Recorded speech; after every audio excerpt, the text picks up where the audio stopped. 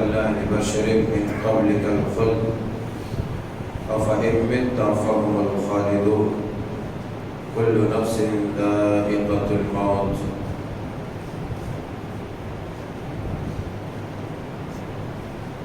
سبحانك لا علم لنا إلا ما علمتنا إنك أنت العليم الحكيم رب اشرح لي صدري ويسر لي أمري واحلل عقدة من لساني يفقهوا قولي اللهم رب زدني علما ربنا يسر ولا تعسر وتمم بالخير. اللہ وحدہ لا شریک مالک کائنات خالق جہاں اور مدبر اعظم ہی کے لیے ہر قسم کی مدح و ثنا بزرگی و برتری تعریف و توصیف قابل ذکر و بیان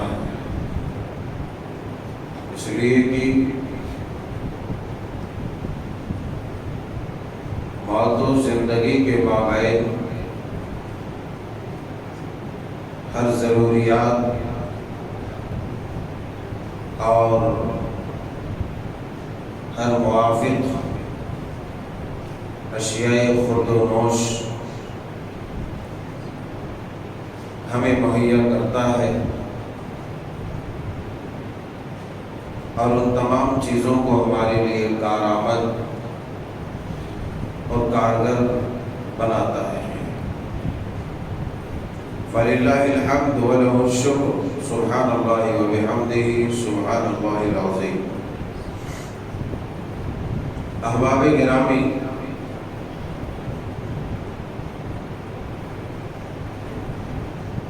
آج کے اس خطبہ مبارکہ میں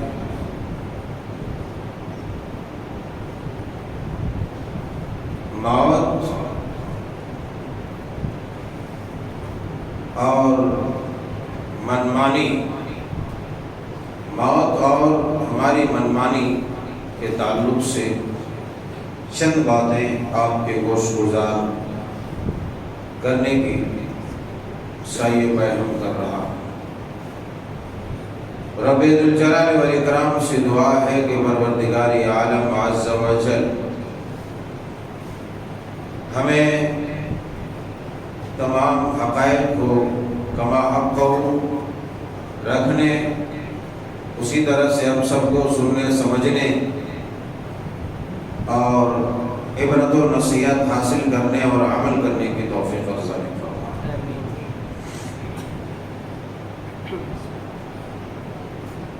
ہر انسان اس بات سے بخوبی واقف ہے کہ موت اس کے سر پر کھڑی ہے. موت اس کے ساتھ سفر کر رہی ہے. موت اسے پکار رہی ہے. قبر کی تنہائیاں اسے آواز دے رہی ہیں. آخرت کے اضطراب و بے چینیاں اسے صدائیں دے رہی ہیں. اے خواب غفلت میں پڑنے والے لوگوں، جوانوں، مردوں، عورتوں، تمہیں ہم سے جلد از جلد ہی ملاقات کرنی ہے.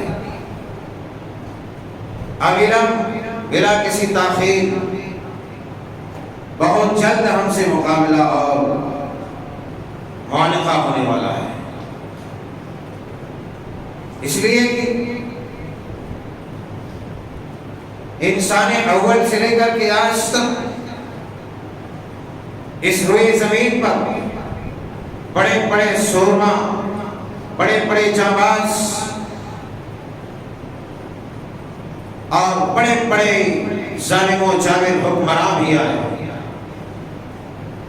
جن کی ایک آواز سے بستیوں کی بستی نہیں،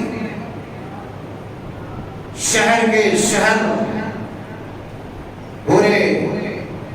پوری آبادیاں پوری انسانیت موت کے گھاٹ اتار دیے جاتے ہیں۔ حضرت آدم علیہ السلام سے لے کر آج تک بہت سارے ایسے لوگ آئے جن کے اشتہا، جن کی خواہش، جن کی چاہت یہ تھی کہ وہ کبھی نہ مرے، ان کے ارد گرد موت کبھی نہ بھٹکے، ان کے پاس موت کبھی نہ آئے، موت ملک الموت اس کو کبھی اس کے گھر میں دستک نہ دے۔ دنیا کی تمام انتظامات، انصرامات اور آسائشیں اپنے انڈر میں کیے ہوئے تھے، مگر باوجود اس کے آخرکار موت کے آئینی پنجے اپنی گرفت میں لیا اور ہر کسو نہ کسو، ہر بڑے چھوٹے کو جانا پڑا اور اس کے حوالے خود کو کرنا پڑا۔ اس حقیقت سے کوئی انکار نہیں کرتا، اس حقیقت سے کوئی بھاگ نہیں سکتا،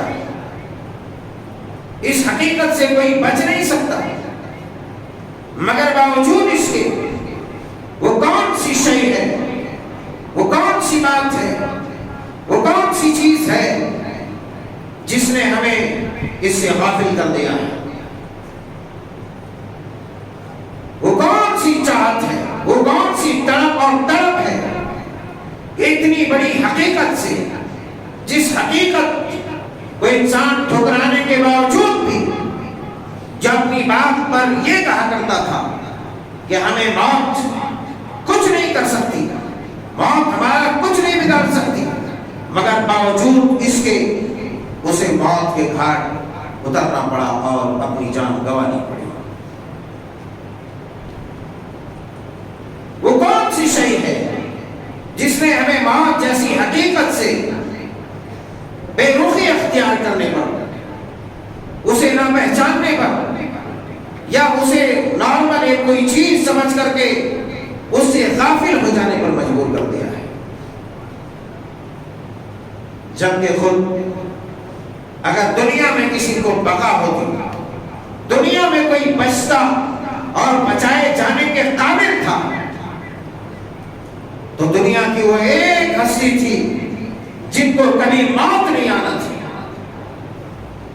اگر کوئی بچتا ہوتا موت کے پنجے سے، اگر کوئی چھٹکارا پاتا موت کے پنجے سے، تو صرف اور صرف سید الرسل علیہ السلام کی ذات گرامی تھی۔ شاعر نے کہا تھا لو کان الدنیا، لو کان فی الدنیا بقاؤ، کہ اگر دنیا میں کسی کو بقا اور کسی کو زندگی ملتی، کسی کو ہمیشگی ملتی تھی، اگر ایسا ہوتا تھا کہ کسی کو موت نہیں آتی، تو لو کان فی الدنیا بقاؤ لما مات خیر المرسلین محمد صلی اللہ علیہ وسلم۔ اگر دنیا میں کسی کو بقا ہوتی، دنیا میں کوئی ہمیشہ زندہ رہتا، دنیا میں کسی کو ہمیشگی والی زندگی ملتی، دنیا میں کسی کو چھٹکارا ملتا، دنیا میں کسی کو ہمیشگی والی حیات ملتی، تو شاعر کہتے ہیں کہ وہ سید المرسلین، خیر المرسلین، جو تمام نبیوں میں سب سے اعلیٰ، عرفہ، سب سے معظم، محترم اور محتشم تھے، وہ جناب محمد رسول اللہ صلی اللہ علیہ وسلم تھے، جن کو ہمیشگی اور بقا ملنے والی تھی۔ مگر اللہ کا یہ قانون نہیں تھا۔ کیوں؟ اس لیے کہ رب تعالیٰ نے خود بیان فرمایا وَمَا كَانَ لِبَشَرٍ مِّن قَبْلِكَ الْخُلْدُ، کہ نبی آپ سے پہلے جتنے بھی بشر آئے، جتنے بھی لوگ آئے، جتنے بھی پیدا ہوئے، کسی کو بقا نہیں، کسی کو ہمیشگی نہیں، کسی کو دوام نہیں، کوئی ہمیشہ نہیں رہا۔ أَفَإِن مِّتَّ فَهُمُ الْخَالِدُونَ، تو کیا اگر آپ مر گئے، اگر آپ مر گئے، اگر آپ کی موت ہو گئی، آپ کی وفات ہو گئی، آپ فوت پا گئے، تو ایسی صورت میں کیا یہ لوگ جو اس چیز کی تردید کرتے ہیں یا جو آپ کی لائی ہوئی شریعت کی تردید کرتے ہیں، آپ کی لائی ہوئی شریعت کو لائے ہوئے دین کو لائے ہوئے قوانین کو لائے ہوئے اصول و ضوابط کو نہیں مانتے، فَهُمُ الْخَالِدُونَ، کیا ان کو ہمیشگی ہے؟ کیا یہ ہمیشہ ہمیشہ رہنے والے ہیں؟ یا ان کو موت نہیں آنے والی ہے؟ اللہ جل شانہ سبحانہ وتعالی نے فرمایا کل نفس ذائقۃ الموت، نہیں ایسی کوئی بات نہیں ہے، ایسی کوئی بات نہیں ہے، آپ کے بعد یہ لوگ بھی ہمیشہ رہنے والے نہیں ہیں، آپ کی موت کے بعد یہ لوگ بھی ہمیشہ والی زندگی نہیں پائیں گے، آپ کی موت کے بعد ان کو ہمیشہ والی حیات ملنے والی نہیں ہے، انہیں بھی مرنا ہے، انک میت وانہم میتون، اللہ نے فرمایا ہے نبی آپ کو بھی موت آئے گی، آپ بھی مرنے والے ہیں اور یہ سب کے سب مرنے والے ہیں۔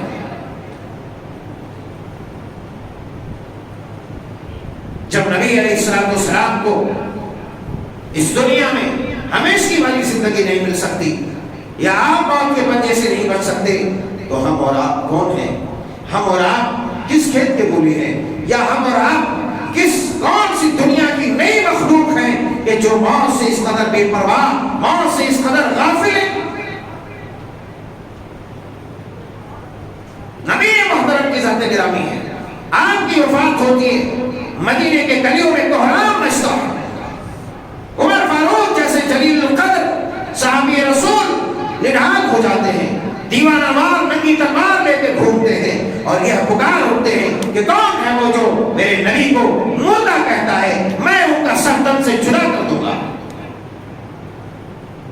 مگر وہ عظیم المرتبہ، وہ جلیل القدر صحابی جن کی عظمت و جلالت مسلم تھی، جن کو دیکھ کر شیطان راستہ بدلتا تھا، جن سے قیصر و کسریٰ کی بڑی بڑی طاقتیں لرز اٹھتی تھی، اس عظیم المرتبہ انسان کو بھی آخرکار موت نے آ دبوچا اور مجوسی کے حملے سے آپ شہید ہو گئے۔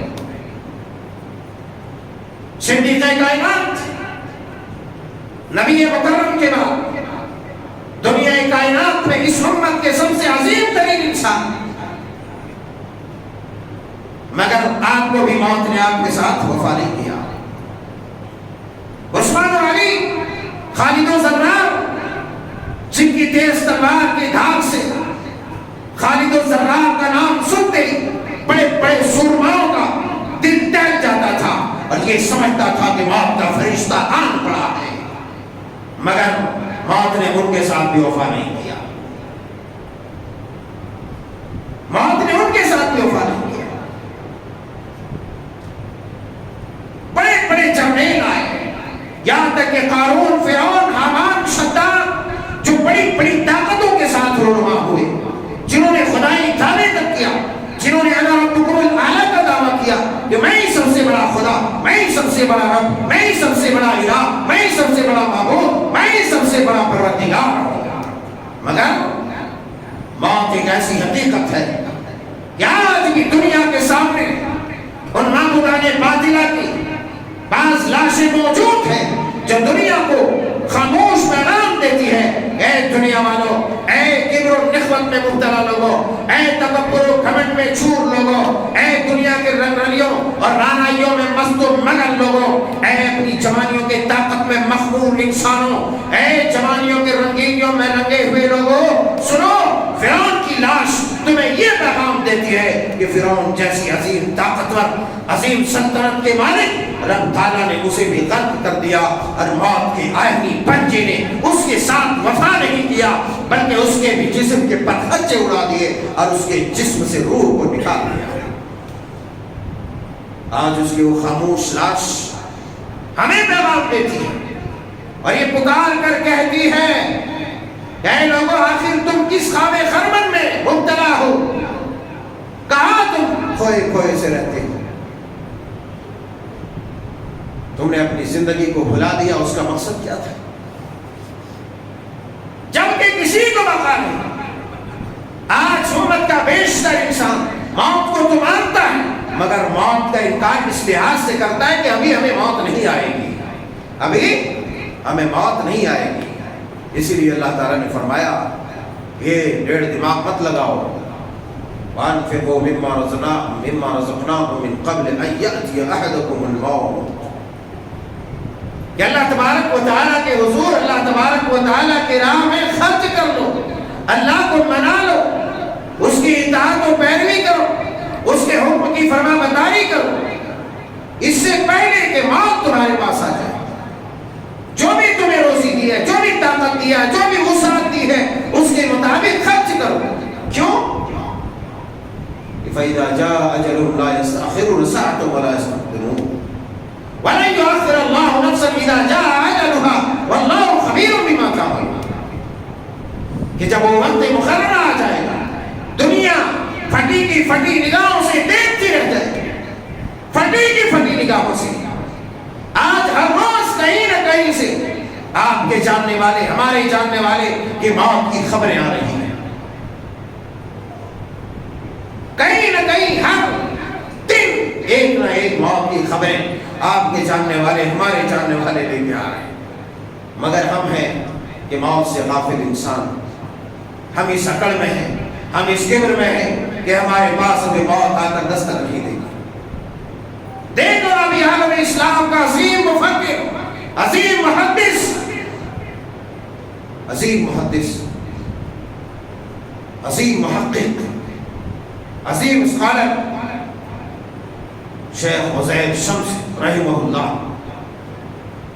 عالم اسلام کے ایک عظیم عالم علم داں کا نام ہے. کوئی معمولی شخصیت نہیں تھی، ایک عظیم علمی شخصیت.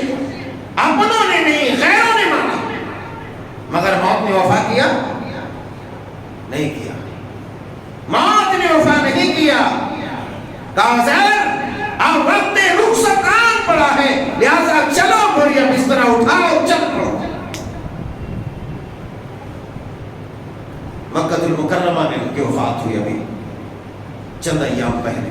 اللہ غریب رحمت کرے، ان کی خدمات جلیلہ کو قبول فرمائے، کروڑ کروڑ جنت نصیب فرمائے. اور جتنے بھی مومنین صالحین اس دنیا سے گزر چکے ہیں، ان کی قبروں کو نور سے بھر دے، ان کے قبور کو جنت کے باغات میں تبدیل کر دے. اور جو بھی زندہ ہے انہیں اپنی اطاعت و فرما برداری پر کاربند فرما. یہ بہت بڑی چیز ہے. اور یہ وہ وقت ہے کہ ہر خاص و عام کے ساتھ کہیں نہ کہیں کسی نہ کسی بہانے سے. ابھی ایک ہمارے قریبی عالم، ہمارے بھائیوں میں سے اپنے علاقے کے نام اور شخصیت، ان کی بھی اچانک وفات ہو. ہر روز کہیں نہ کہیں وفات. اس مہینے میں، یہ پچھلے مہینے سے اب تک لے کر کہیں ایک بڑے پیمانے کے عالم دین گزر چکے، مگر اس امت کو کیا ہوا؟ انہیں موت کی خبر نہیں ہے، انہیں کوئی ڈر نہیں، کوئی خوف نہیں، کوئی احساس نہیں. گویا کہ انہوں نے حیات جاویدہ بھی لیا ہے، آب حیات بھی لیا، حیات جاویدہ کے مالک ہو چکے ہیں. ان کو موت نہیں آنی ہے، انہیں موت سے کوئی خوف نہیں، کوئی ڈر نہیں. ارے جب موسیٰ جیسے عظیم پیغمبر، موسیٰ جیسے عظیم پیغمبر کے ساتھ موت کے وفا نہیں کیا، رب تعالیٰ نے ملک الموت کو بھیجا، جاؤ موسیٰ کے روح کھینچ کے لاؤ. صحیح بخاری شریف، صحیح مسلم شریف کے حدیث سے مبارک. موسیٰ علیہ السلام جیسے جلالی انسان کے پاس موت کا فرشتہ چلا گیا، وہ چلا گیا، موت کا فرشتہ چلا گیا.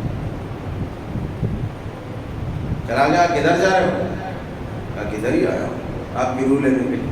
ایک تھپڑ کھینچ کے مارا کہ ایک آنکھ ہی نکل گئی، آنکھ ٹوٹ گئی.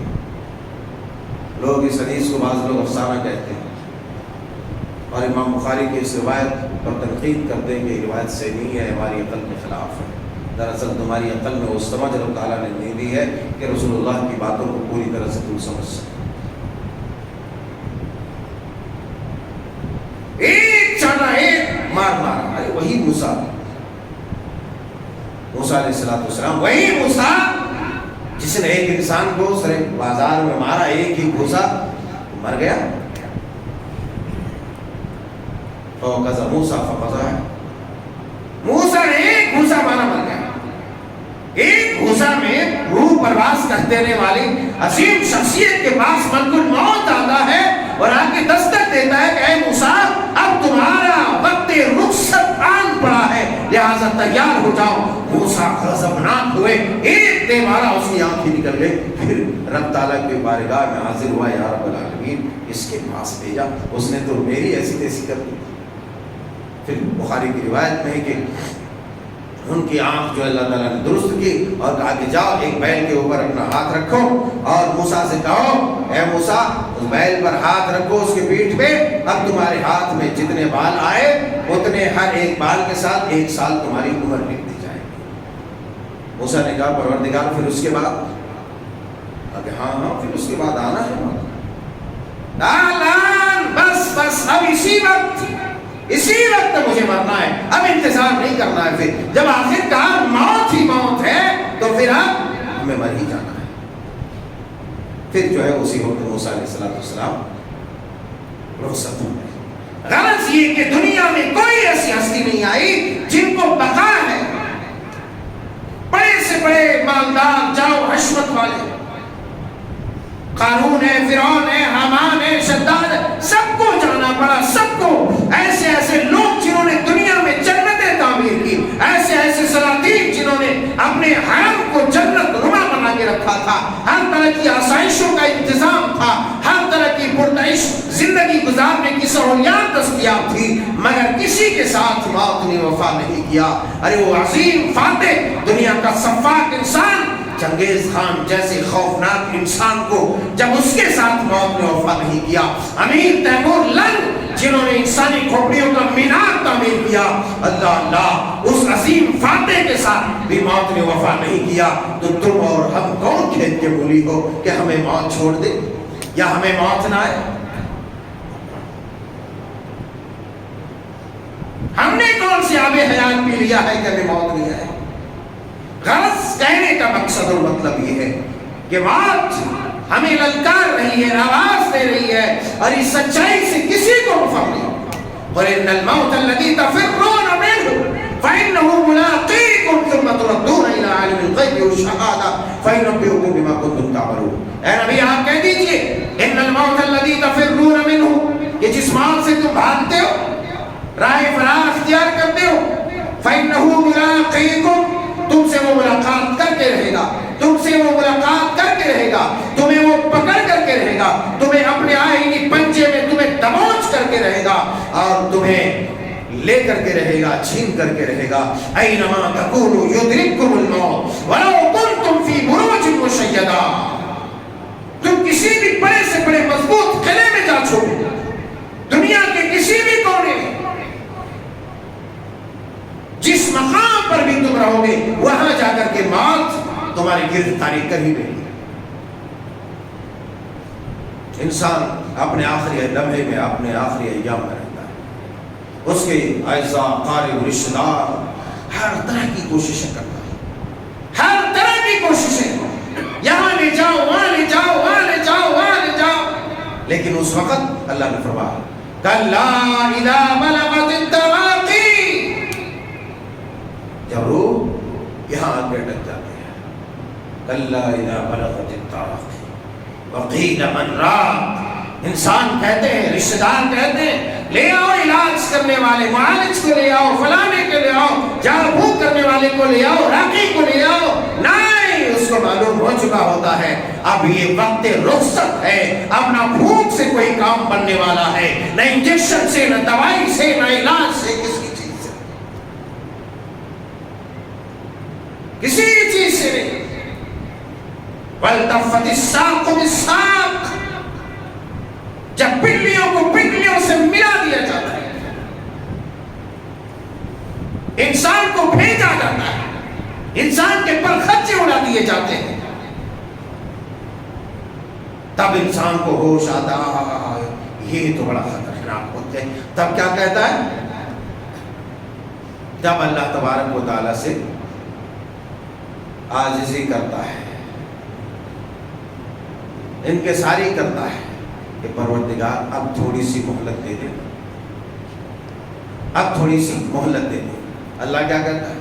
وَلَن يُؤَخِّرَ اللَّهُ نَفْسًا إِذَا جَاءَ أَجَلُهَا، اب موعدہ مچانے کا کوئی فائدہ نہیں، جب ہمیں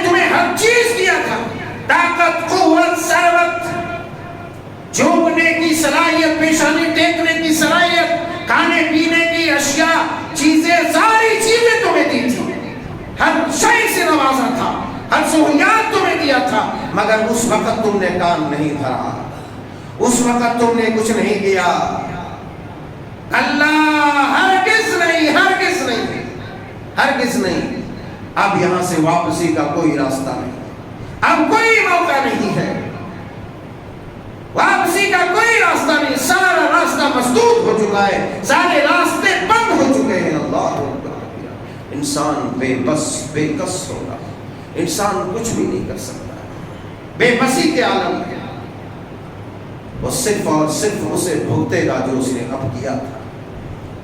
کیوں کہ بات شاعر نے کہا تھا الموت قدح کل نفس شاربہ، الموت قدح کل نفس شاربہ والقبر باب، والقبر باب کل نفس داخلہ، کہ موت ایک ایسا پیالہ ہے، موت ایک ایسا جام ہے، موت ایک ایسا پیالہ ہے کہ ہر ذی روح کو، ہر نفس کو پینا ہے۔ الموت قدح کل نفس شاربہ، ہر نفس کو پینا ہے، ہر نفس کو پینا ہے، اس کا گھونٹ لینا ہے اور پھر اسے نکل جانا ہے۔ الموت قدح کل نفس شاربہ والقبر باب کل نفس داخلہ، اور قبر ایک ایسا دروازہ ہے، قبر ایک ایسا دروازہ ہے کہ اس دروازے میں ہر نفس کو داخل ہونا ہے، ہر نفس کو داخل ہونا ہے۔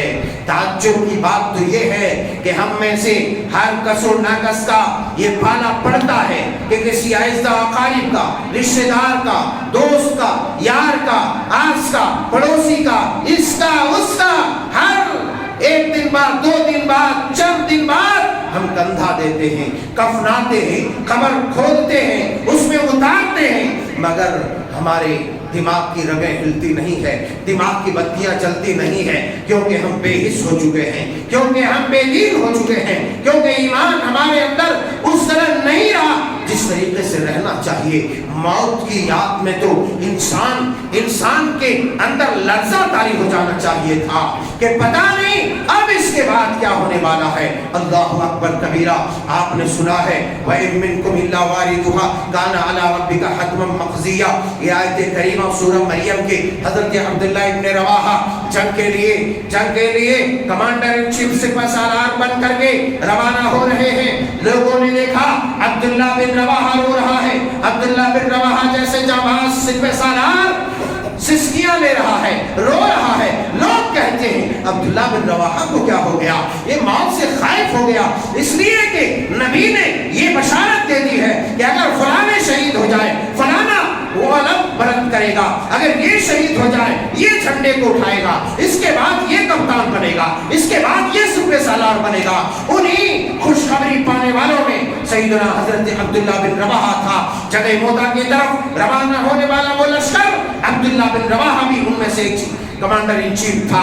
جب ان کی رونے کی یہ کیفیت لوگوں نے دیکھی، لوگوں نے کہا عبداللہ بن رواحہ موت سے خائف ہو چکا ہے۔ اللہ اللہ۔ پھر اس سبھی نے دیکھا، چشمے فلک نے دیکھا، وہی عبداللہ بن رواحہ جب اپنے مستقر سے نکلا، راستے میں اس بات کا علم ہوا کہ اس طرف جدھر ہماری یہ چھوٹی سی تعداد 3000 کی یہ نفری جا رہی ہے، یہ 3000 کا چھوٹا سا لشکر ہے، یہ 3000 کا چھوٹی سی فوج ہے، جس فوج کے ٹکراؤ میں ہم نکلے ہوئے ہیں، ادھر تقریباً 2 لاکھ سے زائد لشکر جرار ہے، جو عیسائیوں کی بڑی بڑی طاقتیں ہیں، روما کی بڑی بڑی طاقتیں ہیں، کفار کی بڑی بڑی طاقتیں موجود ہیں۔ اللہ اکبر۔ صحابہ اکرام علیہم الرضوان راستے میں پڑاؤ ڈالتے ہیں، دیکھتے ہیں کہ آخر مسئلہ کیا ہے، مسئلہ کیا ہے، اب ہم کیا کریں۔ ایک طرف 2 لاکھ سے زائد لشکر جرار ہے، ایک طرف 3000 کی یہ چھوٹی سی نفری ہے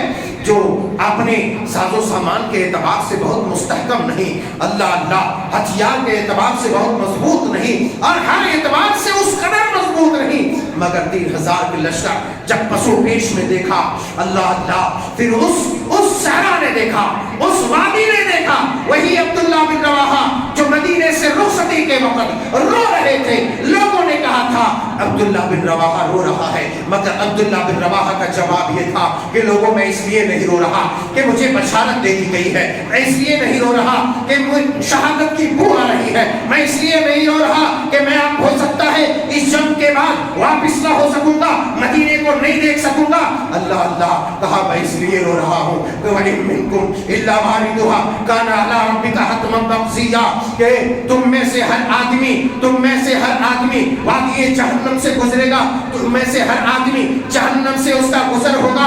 میں اس لیے رو رہا ہوں کہ اگر میں مر گیا تو میں جب وہاں سے گزروں گا میری کیا کیفیت ہوگی، میری کیا حالت ہوگی۔ لوگوں میں اسی لیے رو رہا ہوں۔ اللہ اکبر۔ پھر اس صحرا نے دیکھا، اس وادی نے دیکھا، عبداللہ بن رواحہ نے بالکل پرجوش لہجے میں خطاب کیا، اپنے سپاہ سے پرجوش تقریر کیا کہ لوگوں ایک طرف ہم شوق شہادت میں نکلے ہیں، ہم شہادت کے متمنی ہیں، اگر ہم فتح یاب ہوتے ہیں تو ہم بھی غازی بن کر کے لوٹیں گے، اللہ کی نصرت ہوگی، اور اگر ہم شہادت پاتے ہیں تو ہم شہادت کے لیے اپنے گھروں سے نکلے ہیں، لہذا اب مدینے خبر اور مدینے ایچی بھیجنے کی ضرورت نہیں، ہم اسی 3000 کی چھوٹی سی نفری کے ساتھ ہم جائیں گے۔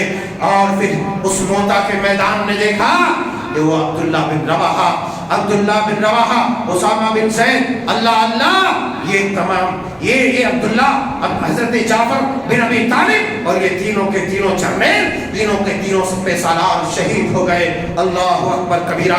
پھر اس روئے زمین نے دیکھا خالد کے ہاتھ میں تلوار آئی، حضرت خالد رضی اللہ تعالیٰ کو کہتے ہیں موتا کے میدان میں ٹوٹل 7 تلواریں میرے ہاتھوں میں ٹوٹی اور ایک چھوٹی سی یمنی تلوار میرے ہاتھ میں تھی۔ اللہ اپنے آخری وقت میں سیدنا خالد بن ولید رضی اللہ تعالیٰ عنہ ذکر کرتے تھے، وہ خالد جیسے عظیم سپہ سالار، عظیم کمانڈر کہ دیکھو اپنے ساتھی کو ٹانگ کھول کے دکھاتے، دیکھو کوئی ایسا حصہ ہے جہاں زخم نہیں، دوسری ٹانگ دکھاتے، ہاتھ دکھاتا، یہ بازو دکھاتا، کوئی ایسی جگہ نہیں جہاں پر تیر و تلوار اور نیزے کے زخم نہ ہو، پیٹھ دکھاتا، چھاتی اور سینہ دکھاتا، غرض یہ کہ ہر مقام میں زخم کے نشانات تھے۔ اس عظیم سپہ سالار کے ساتھ بھی موت نے وفا نہ کیا، اور پھر مالک حقیقی سے اپنے بستر مرگ پر جا ملے۔ اللہ اے میرے یارو، اے میرے پیارو، ایسے تمام جرنیلوں کو موت نے بخشا نہیں، بڑے بڑے علماء کو، فقہاء کو، محدثین کو، ائمہ دین کو، مجتہدین کو، مفسرین کو نہیں بخشا، تو ہم کس کھیت کے مولی ہیں؟ خدا کی قسم تیاری کرو رب سے ملاقات کی، اس حالت میں نہ ملو، اس حالت میں نہ ملو۔ مرنا تو ہر کسی کو ہے، جانا تو ہر کسی کو ہے، مگر موت وہ ہے جس کی موت کے بعد زمانہ رشک کرے، جس کی موت کے بعد اس کی مغفرت کے لیے دست دراز ہو جائے، بارگاہ رب العزت میں آٹومیٹکلی ہاتھ اٹھ جائے، زبان حرکت میں آ جائے اور اس کے لیے مغفرت کی دعا کرے۔ ایسا نہ ہو کہ تم ان لوگوں میں شامل ہو جاؤ کہ تم مرو تو لوگ کہیں کہ چلو ایک زمین کا بوجھ تو کم ہوا، فرشتے کہیں چلو ایک زمین کا بدبودار بوجھ تو کم ہوا، ان بدبختوں میں اپنا شمار نہ کراؤ۔ موت بہرحال آنی ہے، موت بہرحال آنی ہے، اور ہم میں سے ہر ایک کو مرنا ہے، ہر ایک کو جانا ہے، لہٰذا اس کے لیے تیاری کرنی ہے، اس کے لیے اپنے آپ کو مستعد رکھنا ہے۔ اللہ جل شانہ سبحانہ و تعالیٰ سے دعا ہے کہ مولا کریم اب موت سے غافل انسان ہے پروردگار، تیرے مجرم بندے ہیں، تیرے مجرم بندے ہیں پروردگار، اپنے مجرم بندوں کو تو معاف فرما۔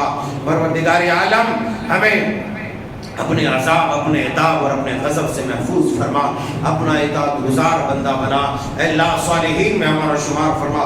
اللہم اجعلنا مع النبیین والصدیقین والشہداء والصالحین، آمین۔ تقبل یا رب العالمین، وآخر دعوانا۔